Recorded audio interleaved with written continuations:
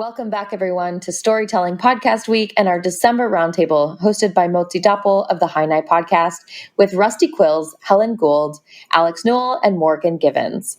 For those of you who may be joining us for the first time, Storytelling Podcast Week has live stream sessions like this one, with top podcasters and storytellers from scripted fiction and nonfiction podcasts from across our world and our imaginations. We also have exclusive recorded episodes on the Storytelling Podcast Week channel for free. Download the Podbean app and follow the Storytelling Podcast Week channel to receive notifications in real time when we go live, listen to exclusive episodes, and to replay all of the live streams from all of our events. Storytelling Podcast Week is brought to you by Podbean. We're a podcast hosting and monetizing platform and home to over 500,000 podcasts. And as you're joining us for this session, you can see we also offer the ability to live stream directly from the app to your audience. For everyone listening, you can start your own live stream for free here on Podbean. And now we'll hand it off to our host of this live stream, Motzie Dapul of the High Night Podcast. Hello and welcome. Hello, thank you, Norma. This is Motzie Dapul of the High Night Podcast. Usually I'm joined with my co-host Reg, but unfortunately she is experiencing the life of a medical student. So I'm here to welcome you all from Rusty Quill. Just as a brief introduction, High Night, literally translated to Hi Mom, is a supernatural horror fiction podcast about a Filipino immigrant married a Tuin whose babaylan or shaman family background accidentally gets her involved in stopping dangerous supernatural events in Toronto. And with us here today are the crew of Rusty Quill with Helen, Alex, and Morgan. It is wonderful to see all of you. Thank you so much for joining us. I mean, see, for a given value of C. So to start off, we like to ask this question to everybody. How would you introduce yourself? What do you put forward in a first impression? Oh boy, that's a really difficult question, actually. Like, whenever someone's like, oh, can you just send a short bio? And you're like, oh, God. Takes you a week to write it up. I feel I have a slight advantage here in that I'm asked to do this quite a lot. So I have a sort of rote answer, but I don't feel like that's quite in the spirit of the question. I'm just like, I'm a human person.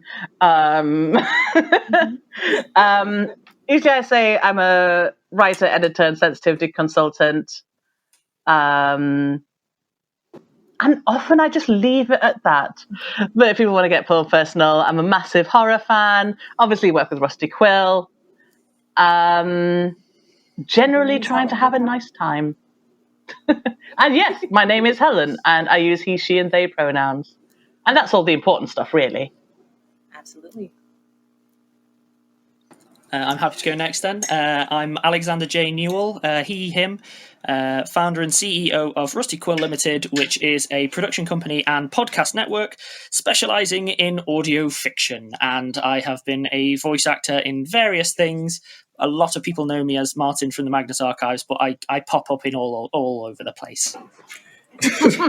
My name is Morgan Givens. I use he, him, they pronouns. I guess, I'm a director at Rusty Quill at the moment. I'm a creator of my own podcast, cvyspxs, storyteller, writer. I do a lot of stuff, and I love to read and play video games. So, I guess that's my little brief introduction as to who I am. I'm also ridiculously tall, and people comment on that when they meet me. So there's a random fact. That's about it, I guess. You must make an excellent pair. Most people meet me and go, I assumed you'd be smaller. It's really nice to have you on the call, Morgan. I don't think that we've spoken verbally yet, but I think we may be doing so soon. But lovely to pod meet you. You too. This is a great atmosphere for it. I forgot to mention that my pronouns are she, her, and thank you so much for those wonderful introductions. Just to get it out of the way, Martin Blackwood is indeed my favorite character, and our podcast was created because of the Magnus Archives. So this is wow. That's a lovely thing to hear. Although I'll say that you're wrong in your favorite character, but I can forgive that. That's okay. It's okay. I've accepted that I am wrong. Okay. Dear. I'm full of vinegar today, Helen. Just strap in for the Okay. ride, I think. Good morning. And so just to get this ball rolling just a little bit, I will start with some of the questions, but usually it does fall off the rails very quickly, so we'll try to keep it on for now. But my first question is, anyone can jump in, but what, in your opinion, is your favorite kind of story element or storytelling tactic, or any style or technique that you wish other creators, presumably in the podcast space, but really anywhere, adopted or played with, like something you really want people to do more in? I'm happy to go first, but it's a pretty academic answer, and it might dry the conversation out real quickly. Absolutely, go ahead. So I have a thing which people who have made things with me know, which is I tend to get a bit annoyed at like over-the-top storytelling. I opened the door, I went across the floor, crunch, crunch, crunch. But what I do like, and I don't see much of outside of, say, prose, is there's a technique in prose which actually can apply to podcasting as well, which is called free indirect discourse, it's a storytelling method where you have, say, a narrator or a way of telling a story where what is normally like a third-person perspective or narrator starts to reflect the perspective of the subject in question. So, as an example, in podcasting, that would be a situation where, sure, you could have a narrator and their voice and their mannerisms start to capture the feeling of the character, but you can do it without a narrator. Where if you have a character who is, say, having a panic attack and so on, you can just rely on things where it's like, some sound design of a beating heart or something, but you can get more creative with it in terms of like you start shifting what other characters are saying so that it seems a bit more subjective and a little less like objective, and same for like more general aspects of sound design. You can make doors sound a little bit harsher, you can make light buzzes a little bit harsher, things like that, the little subtle tones. I really, really like that. There's not much of it in the space at the moment, but again, that's a very specific, super academic take on the question, I think. I guess I'll go next. One thing that especially when it comes to fiction in general, is oftentimes, I don't know if anybody else has had this experience, I'm sure y'all have, when you start a podcast that starts out really, really well done as far as story, the story is tight, the story is moving, we have story and not just plot, is that you can tell, usually by the end of the first season, that the creator wasn't quite sure where they were going with it. They didn't have a general idea, of where they were going to land. And so one of the things that I think is crucial to making fiction podcasts, to making any podcast, is to really understand where you're attempting to go in the end. And of course, you can shift, you can learn more about your characters as you develop them. But a lack of direction is pretty much the death knell to a podcast, because then you kind of start spinning your wheels, you start repeating plot points, and the action kind of drags and dies. And so one of the things I find most important is to know how you want to end it, have a great idea of how you want to end it, even if that ending is amorphous, even if it still kind of shifts a bit.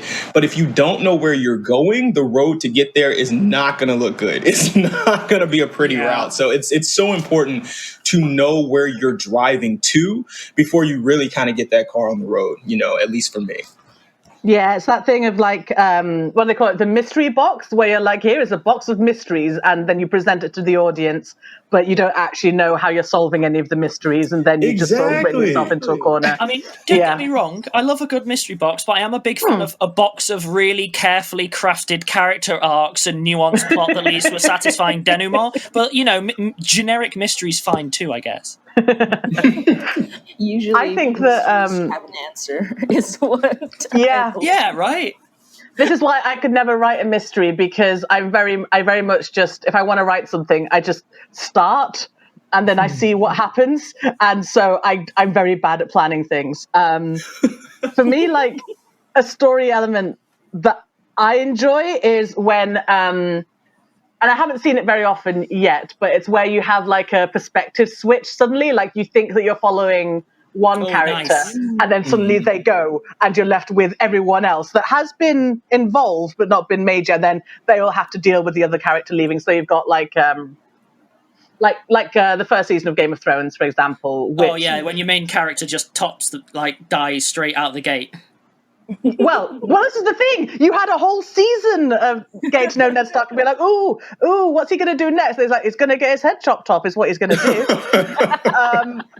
Also, Midnight Mass did this as well, which I thought was really, and it was such a, Mike Flanagan and his bittersweet endings will just kill me one day. Anyway, yeah, so I like switching from the audience thinking there's a main protagonist into an ensemble cast. And in general, I'm a big fan of complicated, difficult people doing complicated and difficult things. I like a corruption arc, you know. I was going to say, well, I have good news about High Night Season 2 for you, Helen. I am extremely excited about it. I really need to add. I have such a long list. That's all right. I will try and boost yours up, I promise. Oh, thank you. You don't have to, but you know. I kind of have to because own it. Yes, you have to. You absolutely have to. Come on. We follow each other on Twitter. That's active. Exactly. It would not be comradely. Okay. Yes. So those were wonderful answers, and honestly, I'm just having fun here. I'm having fun hearing everybody's perspective, and you are all correct. And I think a lot of people who are listening right now are also very happy to hear it. Let's just look at some of the listeners real quick. Just some hellos. Hey guys, and also Fear for High Night Season 2. Thank you so much. I appreciate the fear. And going forward, here's a fun question. Whose work are you guys fans of? Because I think it is always wonderful to talk about works of people you are a fan of, like me talking to you guys about Rusty Quill, of whom I am a fan.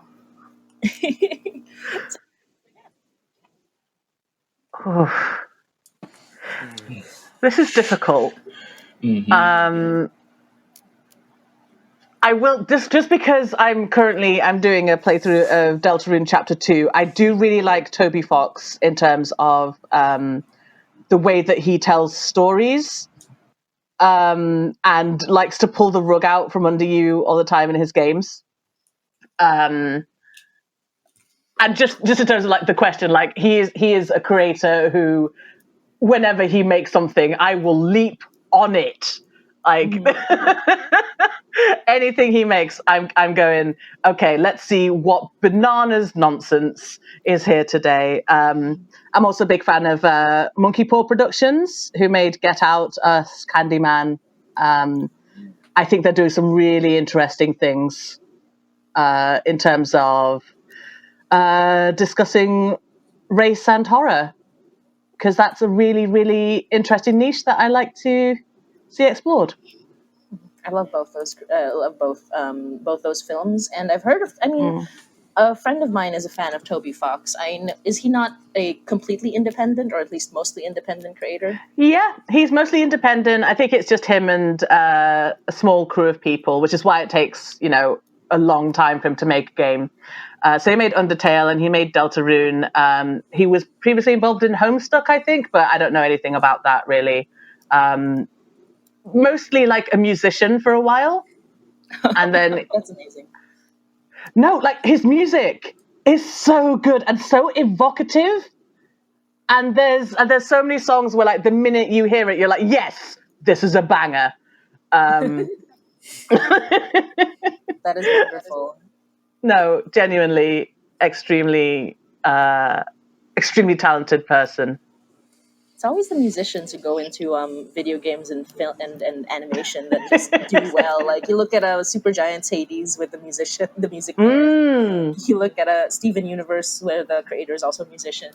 All those things. I wonder why. I've never really thought about that. Yeah, it's really interesting. And yeah, how about you, Sisyphus? It's pronounced Sisyphus. I'm sorry. So I'm a bit of an odd one in that, unfortunately, for various reasons, in my job, I tend to be spending a lot more time like analyzing stuff than I do like consuming for pleasure. So as a result, I tend to get a bit of a warped view on things. I think there's been an interesting shift in podcasting specifically, which I think we're going to start seeing more of, and which is catching my eye, which is if you go back to, say, like 2012, maybe a little bit later, there was a sort of first wave of audio fiction that hit this space.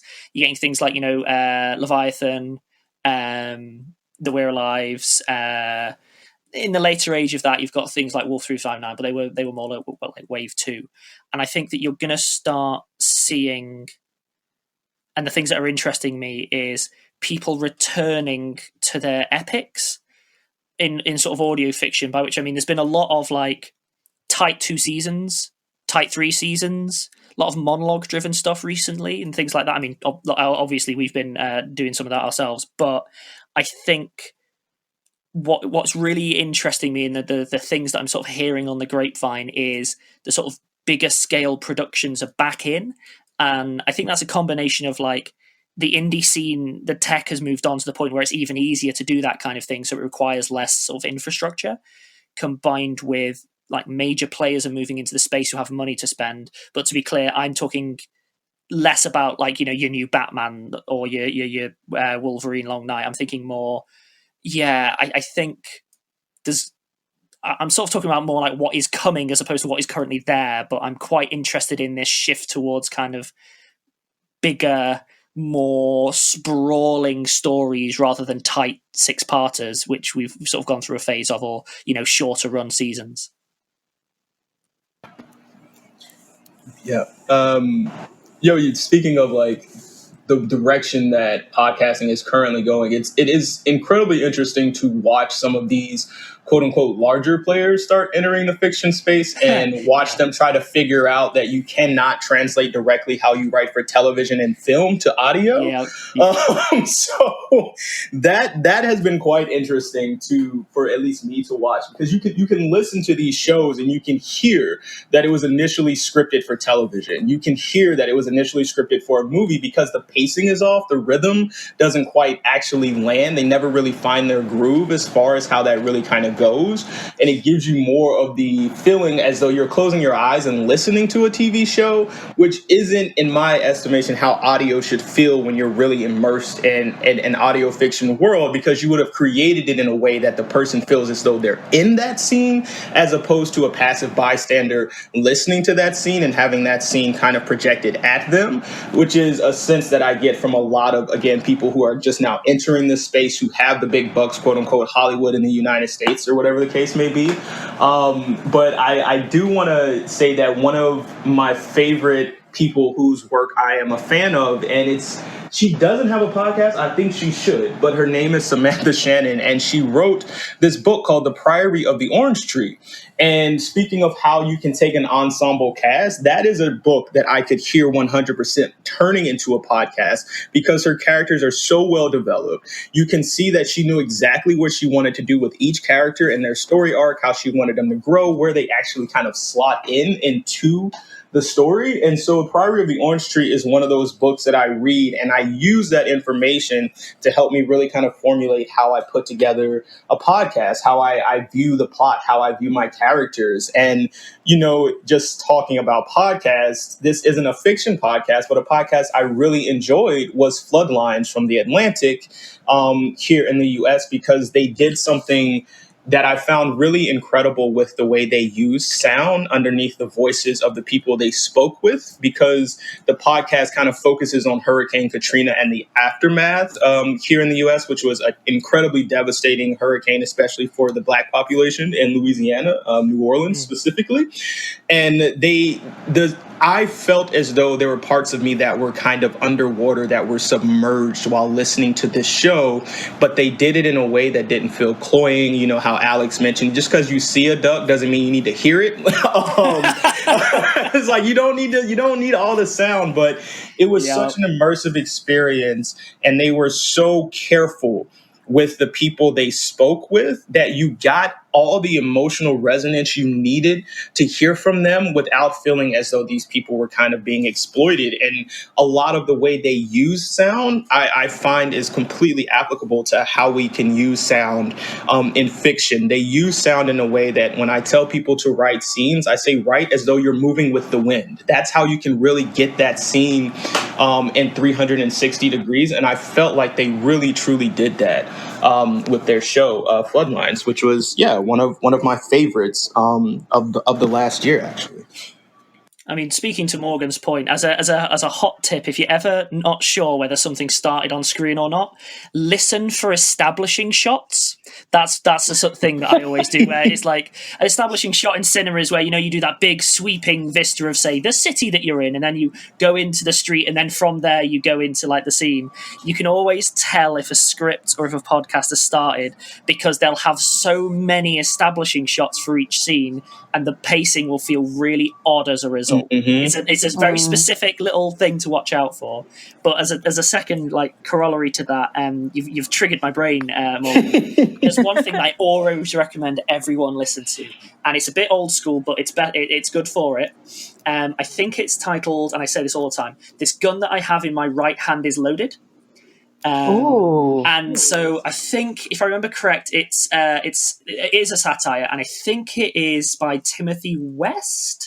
And basically, it is a piece that you should be able to find online, and it is how not to do audio drama.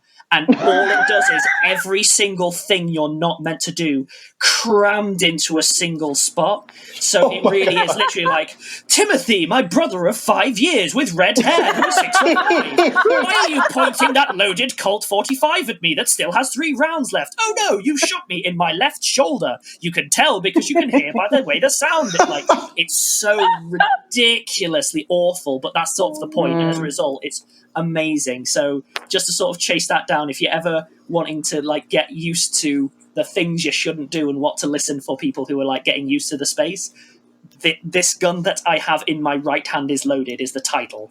Great title. That sounds incredible. Wonderful and also terrible.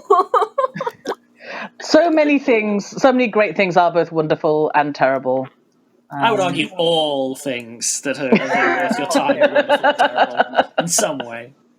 Oh, Helen, with your hair and your glasses that you are speaking to me right now. Yes, I am indeed both wonderful and terrible. And beautiful as the dawn, all shall love me and despair. Oh my God. Thank you, Helen. That is exactly where I want to go. Speaking of all shall love me in despair, do you guys, here's the next question, which has everything to do with that, which is, from an audio production standpoint, what's the practical difference between directing and producing? That is how I relate the last line. Depending on any tips for directors or producers for podcasts, assuming that it is not a one-person podcast where one person is doing all the things, but they might learn something. Directors tend to get all of the credit and praise regardless of whether they earn it, and producers tend to get very little, no matter how wonderful and amazing. That's facts. I've produced a long time. That is facts. That's the brutal truth no one talks about. Directors get facts. all of the glory, and producers do so much, so much work for so little. They do. Yeah, I'm also on that because like the. In my introduction, I forgot to mention that I also have a podcast. It's called Enthusiasm. It's a chat show, and my producer for that, Lowry, I just want to just raise her up like Simba, absolutely, all the time. She is amazing and makes everything so easy for me, and so I'm just. I just kind of say, I think this should sound like that. And then in the background, Lowry's scheduling everything in, making sure everyone's got equipment, doing all the actual important stuff. And I'm going, let's take out this bit where I completely make a joke that falls so flat. Because I should sound the best on I think...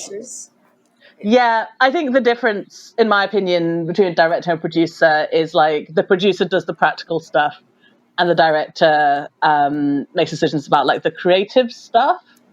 I mean, also producers, and this is a thing in podcasting that I've noticed is in podcasting, everyone says producer, but outside of podcasting, producer is an incredibly broad phrase.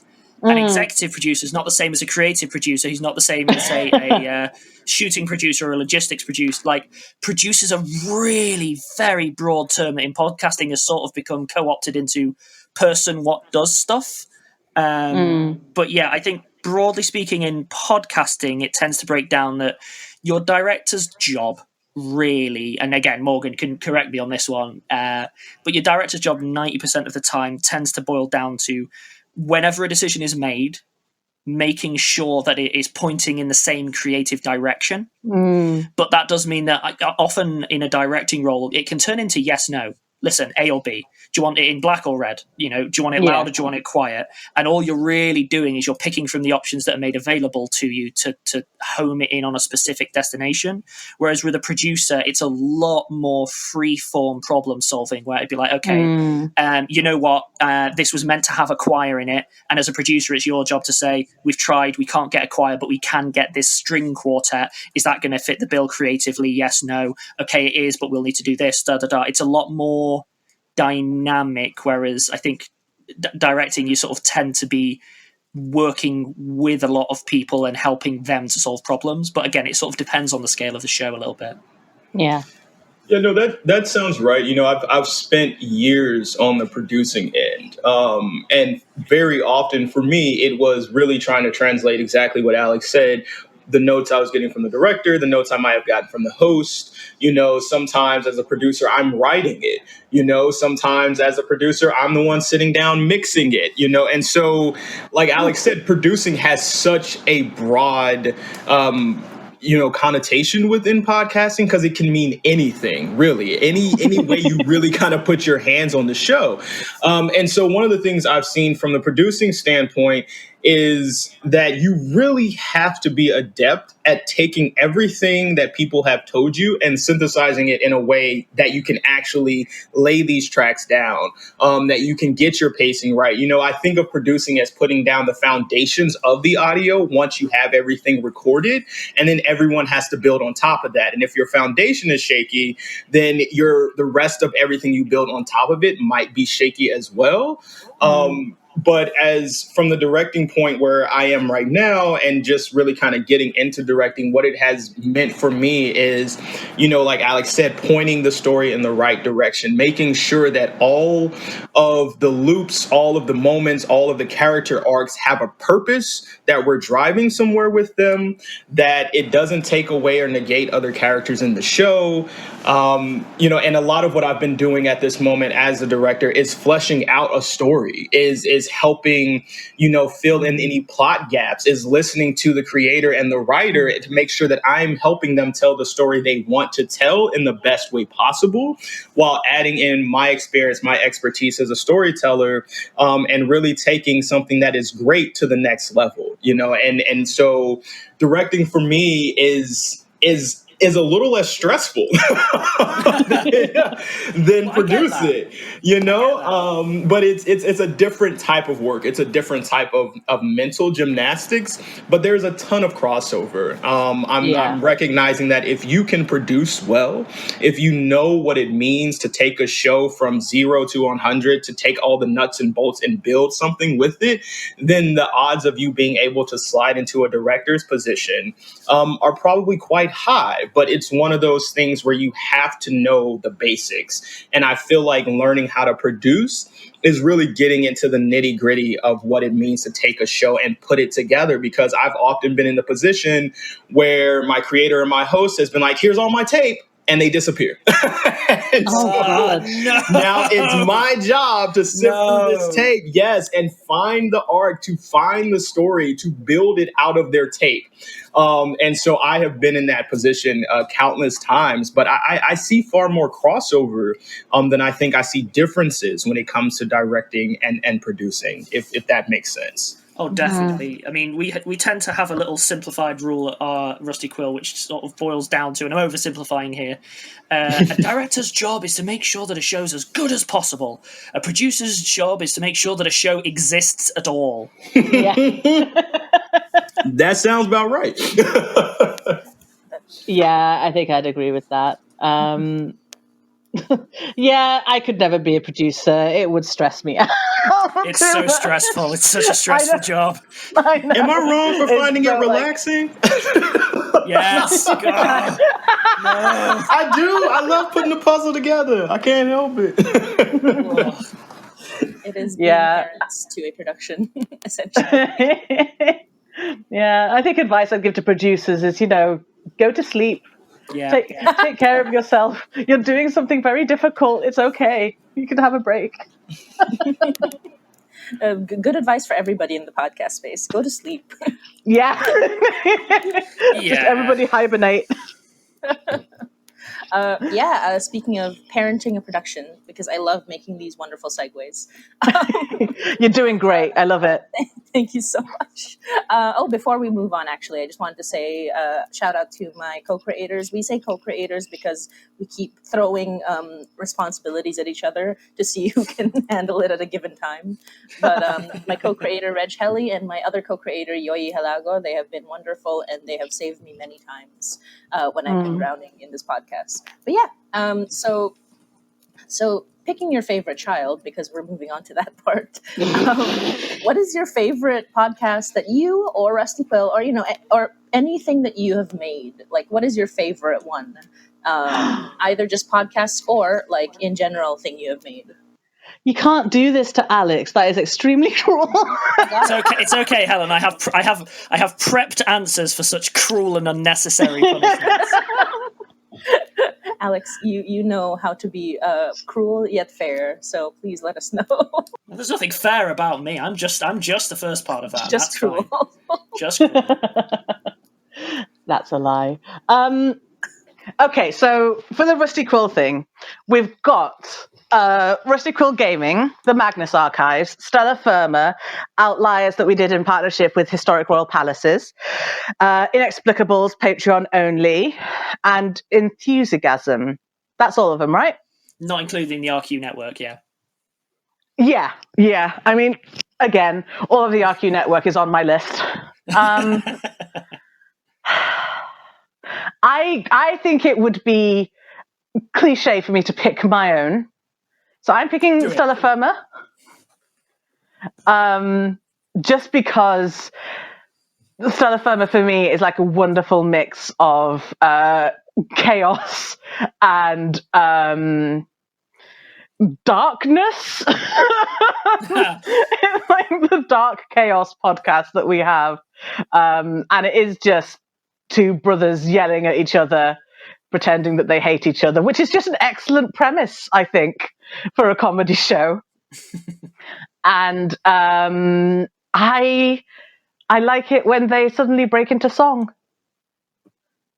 So I would pick Stella Firma as my favorite, actually. Although I fell asleep to the Magnus Archives a lot because I would be like, so riveting, right? No. Because it's just so damn exciting, Helen. That's why. Right? Oh my god. No, because I know everyone on it, and so I'd be like, "Oh, I'll catch up tonight," and then I'd put it on, and it would just be you and Johnny talking quietly, and my brain would go, friends," and I go to sleep. Even if what you were saying with, yes, the terrifying corpse of like a shambling guy. I've also fallen asleep to the rest to Magnus Archives. Don't worry, Helen. Yeah. But only because I crammed it in about 2 weeks. I didn't stop listening, so it. Oh wow! Yeah, it has an absolutely fall asleep quality. Somnambulant. Well, yeah, but isn't that sleepwalking? Yeah, why not? It has a somnambulant quality. It's one of those. But yeah, how about you two? What's your favorite of the favorites?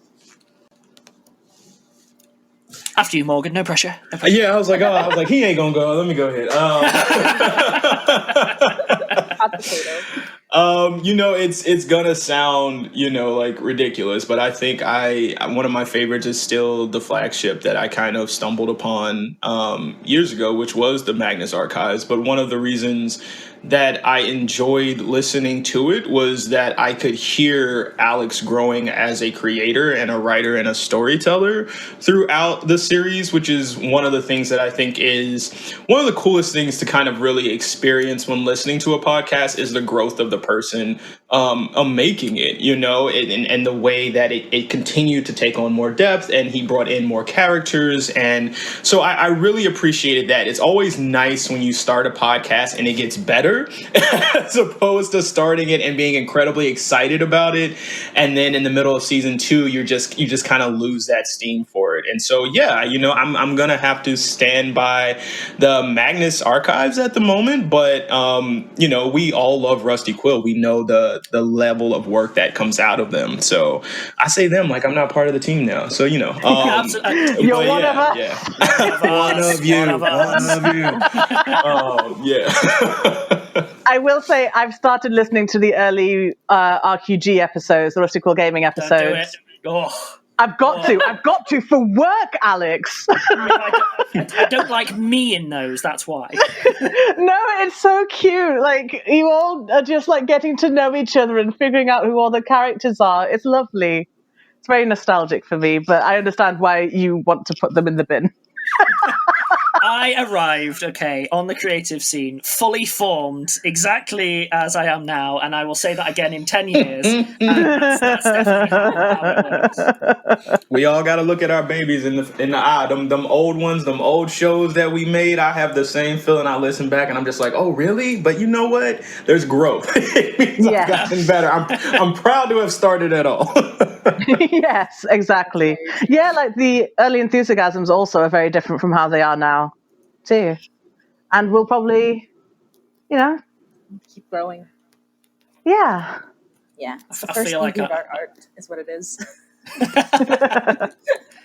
All right, then I'll give you my answer. Unfortunately, if people go back and listen to other interviews, they'll notice I give a different answer each time because that's how you play the game, people. I'm going to exclude the RQ network just because all of those that don't have favourites within there because it doesn't really work like that. They're all with us because we think at RQ they're worth being with us. So as a result, it's not like, oh well, this one just sort of came along. It doesn't really work like that. In terms of like the first party shows, I would probably say I'll go with which one was probably the most fun to make, and April Sumner will probably throttle me across the internet for saying this, but probably Outliers in the Wow. Well, bear with me. Okay, Outliers was hard work, but it was a podcast where I convinced people that, well, of course we've got to record in the palace. Otherwise, it's just not going to be right, is it?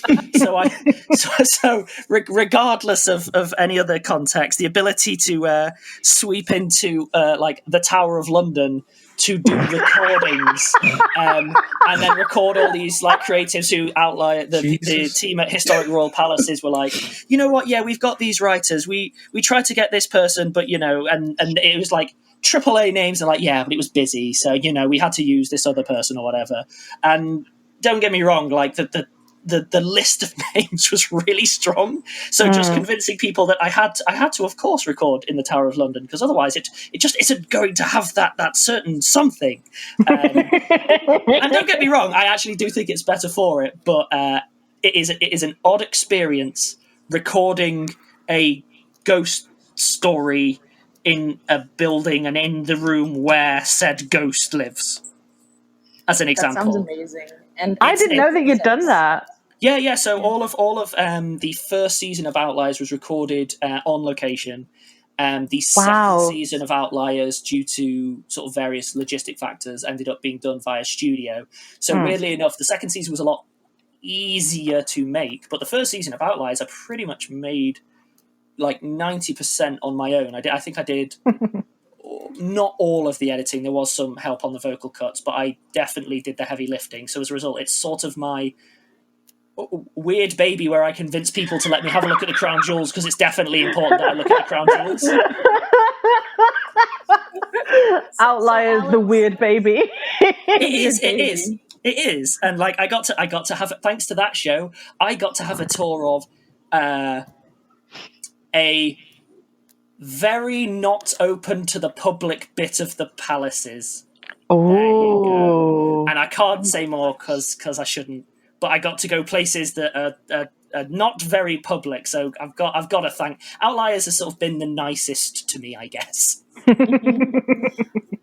I did find on my computer, I've got a picture of you and Anil outside the Tower of London looking very happy. Oh yeah, that was when we had to explain that, no, really, if you're going to do a podcast, you probably should have it on the internet. Yeah. That is wonderful. And Alex, it makes sense that your favorite podcast is the one that gave you the most power. Absolutely.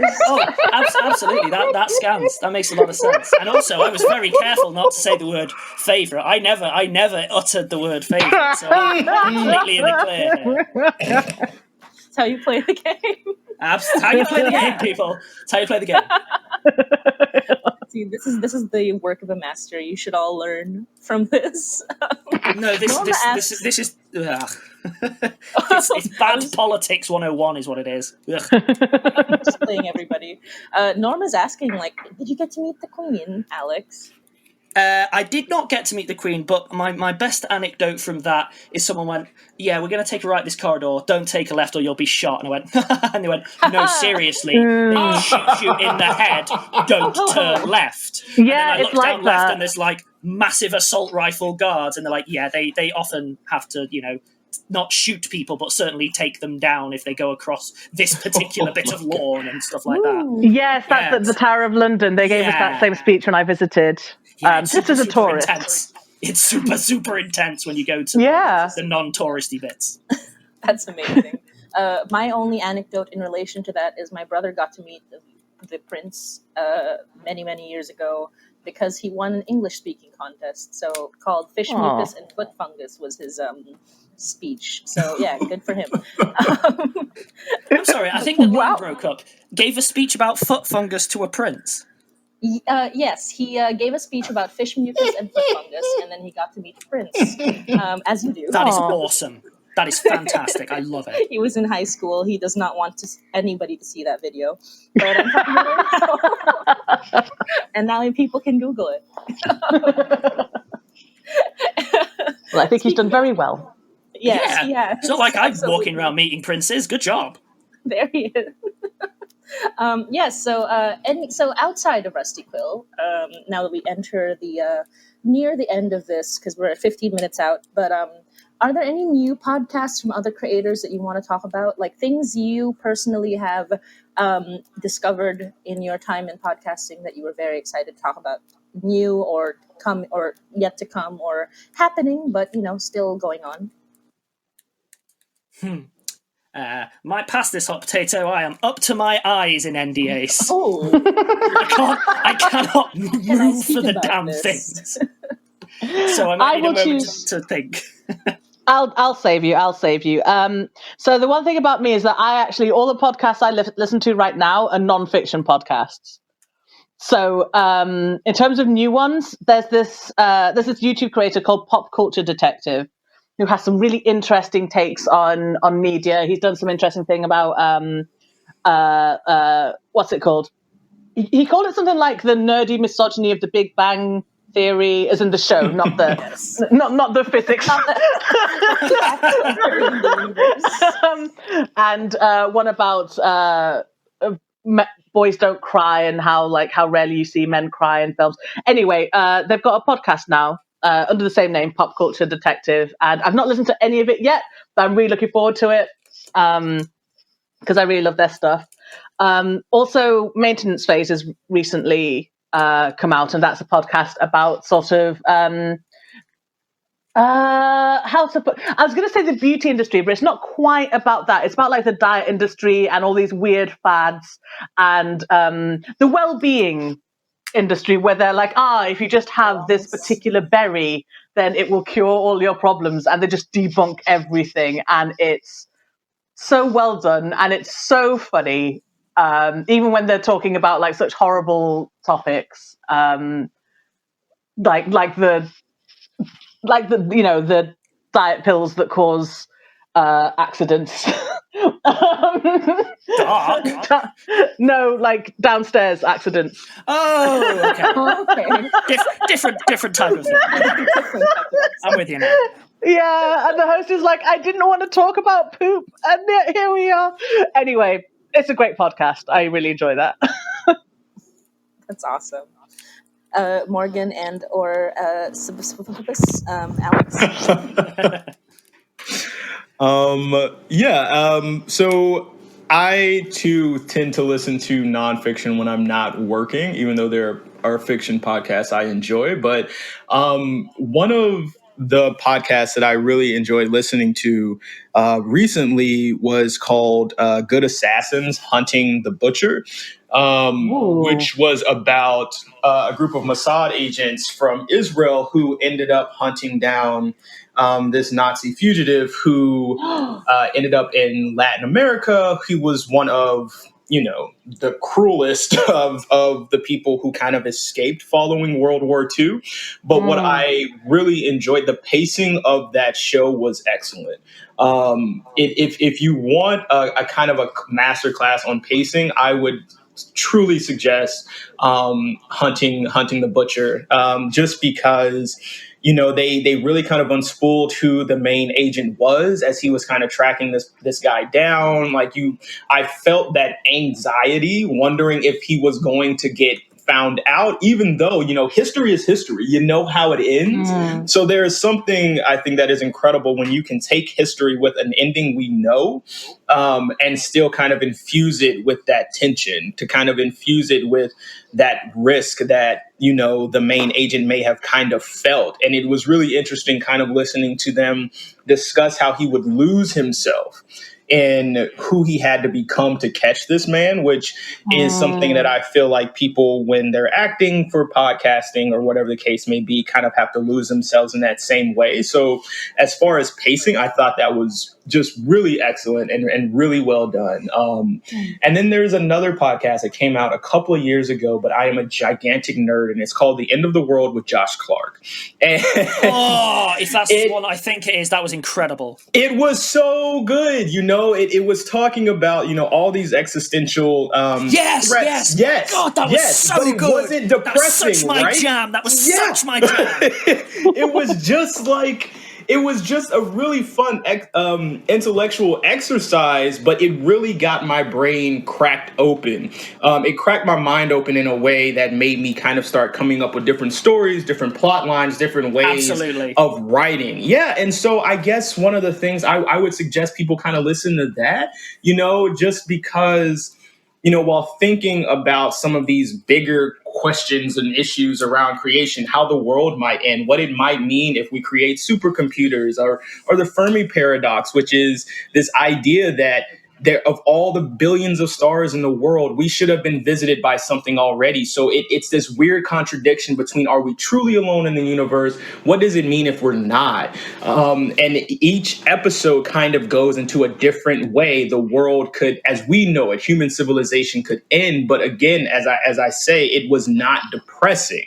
It was just really intellectually stimulating. And like I said, it just kind of really cracked my mind as far as how to think of storytelling and how to bring in different themes and how to really explore what I believe, and kind of learn how to contrast that in my writing with society and what it might mean, not just on our planet, but in a larger context. So yeah, those were two that I just truly, truly enjoyed. And I still think about them and go back and listen to different episodes quite often, especially the End of the World one, just because I'll forget something. I'll be like, oh yeah, that was super freaking cool. So yeah. I'm so glad you reminded me of that one. That was legitimately one of my, yes. Wasn't it so good? It was It's the first non-sensationalist examination of existential risks I've ever seen. Mm-hmm. It was just look, this is what it is, and this is terrible, and this is good, and this is terrible, and this is good. And it was just, good recommendation. Double thumbs up. I think I wouldn't dare listen to it. I've got enough anxiety. I think, Helen, weirdly enough, you would actually like it because there's whole chunks of it are things where it's here's this massive risk. and these are the people that are working against it, and this is how they're doing it, and this is this, and this is that. So it's less like doom, and a lot more like, here is this consideration and the way the world is handling it. It's a lot more grounded than you might fear. Okay. Sorry, I realise I'm now gushing. It's a very me podcast. It's a very me podcast. Yeah, it sounds like it. In that case, then I'll sit in the seat, I guess. I'm going to have to give a rubbishy answer here, but I do mean it. I think the bits of podcasting that I'm most looking forward to is what comes now. Because we are in a way that I don't think many people have really properly wrapped their heads around. You're at a massive tipping point for podcasting, and especially for audio drama, because you've had this perfect cocktail of awful and wonderful things happening that have lined up in a very specific way. So a lot of the old favourites sort of struggled during lockdowns and pandemics over the last couple of years. But at the same time, demand has massively spiked because everyone's, looking for entertainment, etc. So that's interesting. That means that you sort of, a lot of the people that you'd expect aren't there, and a lot of the new people are, at the same time that there's more to go around, I guess, combined with the fact that a lot of the major players are now wanting to move into that space. But as Morgan was saying, they're still kind of adjusting. So you have this odd confluence of events where now it's been long enough that even the old guard are sort of coming back with I was going to say with a vengeance, which is very, very aggressive, coming back with renewed enthusiasm, let's say, at the same time that you have the new indie shows that were sort of born of these last couple of years sort of coming in together. And that is a really interesting combo. And I think that at the moment, everyone sort of thinks of like what's gone before as being the sort of big thing. I think the next couple of years are going to be utterly unrecognizable in the space. And again, I do run up against various NDAs, so I'm not going to be able to go into stuff. And I'm not even just talking about RQ stuff. I'm talking broader than that. There is going to be a massive shift, I think, in the next 2 years in the types of story that are being told. And I don't mean just everyone's going to do one type of thing. I mean, whereas before you'd say like, oh, what's a good sci-fi podcast? And you'd get 2 recommendations. What's a good horror podcast? You get 3 recommendations. It is going to be a massive swathe where like every single nuance has pretty much been told by someone. And I think it's going to lead to a very interesting shake up. So yeah, I'd say ask me in a year and I'll probably be able to be like, oh, this. But right now I'm fascinated with the stuff that's due to come out in the next year because people are really sort of doubling down in a way that is encouraging for the space, but also really fascinating because it's not enough to just make a podcast now. It's got to be good. It's got to grab people. It's got to be breaking something down or building something new up. And as a result, that's a fun time to be in a creative industry. That's when you get the really, really interesting stuff coming to the fore, even if I don't necessarily know what specifically that's going to be. Mm-hmm. Yeah. What do you mean we have to be good? Gosh darn it. I know, right? Damn. God, it was so much easier a while ago. No, not quite what I mean, but I think you know what I'm getting at. Oh, absolutely, yeah. And we kind of we have last 2 questions. We have 2 more questions, but honestly, they kind of cover what we've talked about already. And the first, I'll give both questions, and you can decide to answer whichever one. The first one is: do you have any questions for me about my podcast or any topics you want to bring up and chat about? And the second question is: obviously limited by NDAs, but what are some Rusty Quill projects that you want to tell us about that are coming, or at least any vague allusions to plans that you have that you are allowed to talk about, barring legal, backlash? I think that might be a really unsatisfying question.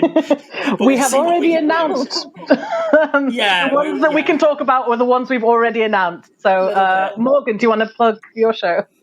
Sure, yeah. I'm currently directing and working with the creator and head writer Nemo Martin on a podcast from Rusty Quill called Thrice Forgotten, which is going to be this really amazing pirate nautical fiction show. I am loving working on it so much. The story has so much depth and it's fun.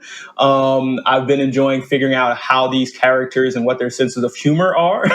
And so it's just been a lot of fun really trying to figure out and working out these characters' interactions with one another and the adventures that they're going to go on during their main quest for the big bad. But Nemo has done a really great job kind of coming up with his characters and coming up with the underlying story. So I would say just look out for Thrice Forgotten because it's going to be dope. It's already dope, you know, and we're just going to do whatever we can to get it to y'all in the best way possible.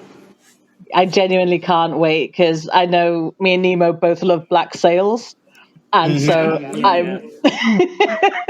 Has Nemo talked to you about that, Alex? Yep.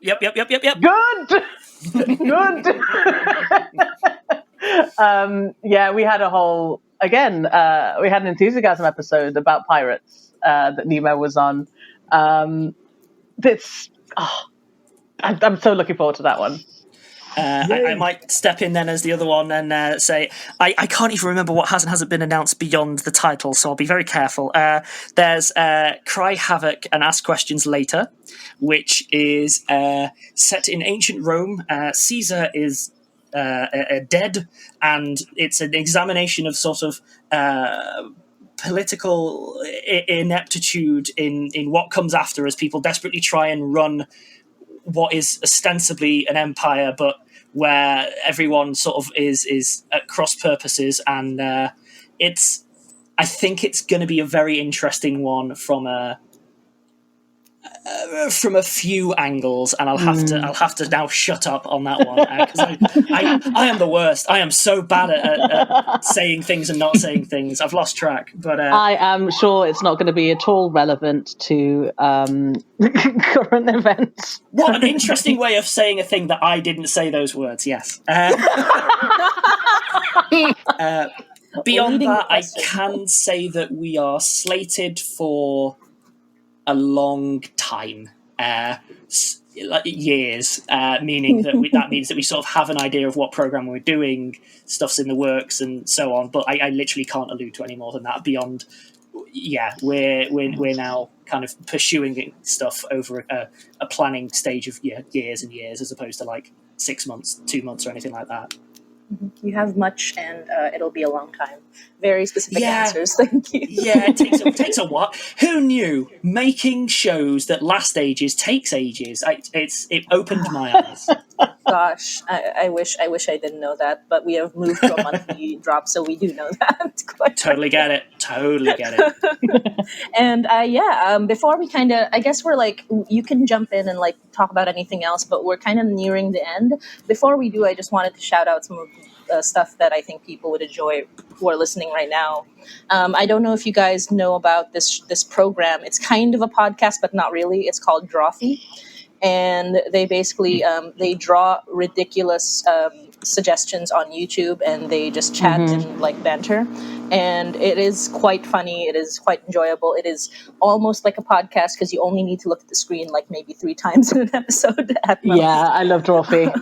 Drawfee is wonderful. And the other thing, a lot of like college humor things, like their D&D podcast, D20, and all that stuff. I have been enjoying quite a lot of. And other than that, nothing. I guess if I want to shout out an actual podcast, I don't know if you guys know Octavia Bray. I just got into their into Atypical Artist's Life with Leo. It is very unlike other, unlike any horror titles or anything. It is just a romance with an android, and it is very fun and silly. Aww. I think that's a very, very good recommendation.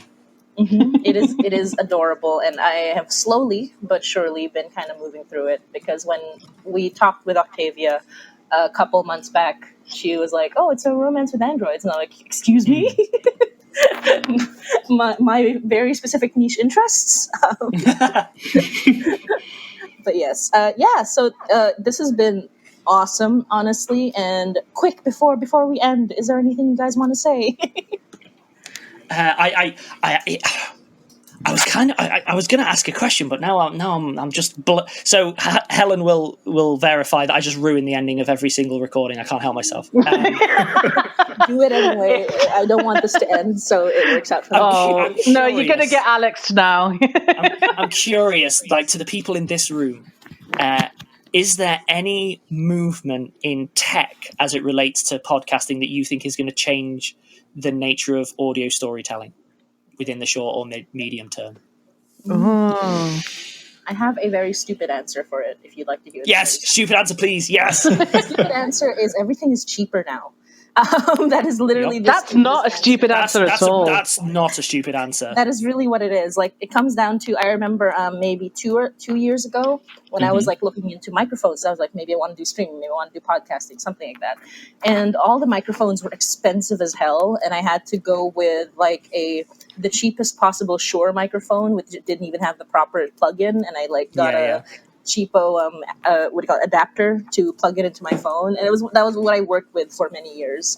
And now I look at all the pricing, and it's like the cheapest Shure. It's like a lot of the quote unquote not necessarily industry standard, but like, you know, getting into the industry standard stuff is super cheap now. And I think like because so many people, there's such a huge demand, people are getting into not just podcasting, but, you know, like Zoom calls, trying to make everything sound better. All the technology has just gotten cheaper, so the bar for entry has like lowered. Anyone else intimidated that was a stupid answer? Like, I can't really like, that's kind of intimidating that's your low bar. It is money. It is my low bar. Oh, that was great. Well, we're going to read our brief outro, and then we'll give you guys a couple minutes to hash it out in the after. But in the after party, if you want to stay a couple of more minutes on the live, thank you, everyone, for joining us for this live stream. The Storytelling Podcast Week December Roundtable, hosted by Motzie Dapul of the High Night Podcast, with Rusty Quill's Helen Gould, Alex Newall, and Morgan Givens. For those of you who may be joining us for the first time, Storytelling Podcast Week has live stream sessions like this one with top podcasters and storytellers from scripted fiction and nonfiction podcasts from across our world and our imaginations. We also have exclusive recorded episodes on the Storytelling Podcast Week for free, and you can also start a podcast on Podbean for free. So in terms of technology, if you joined late or want to have another listen to these amazing podcasters, you can replay this live stream on the Storytelling Podcast Week channel. Storytelling Podcast Week is brought to you by Podbean. We're a podcast hosting and monetizing platform and home to over 500,000 podcasts. And as you're joining us for this session, you can see we also offer the ability to live stream directly from the app to your audience. For everyone listening, you can also start your own live stream and podcast for free on Podbean. Thank you, everyone, for joining us. We look forward to having you for our next live episodes in 2022. Happy holidays and Happy New Year, everyone.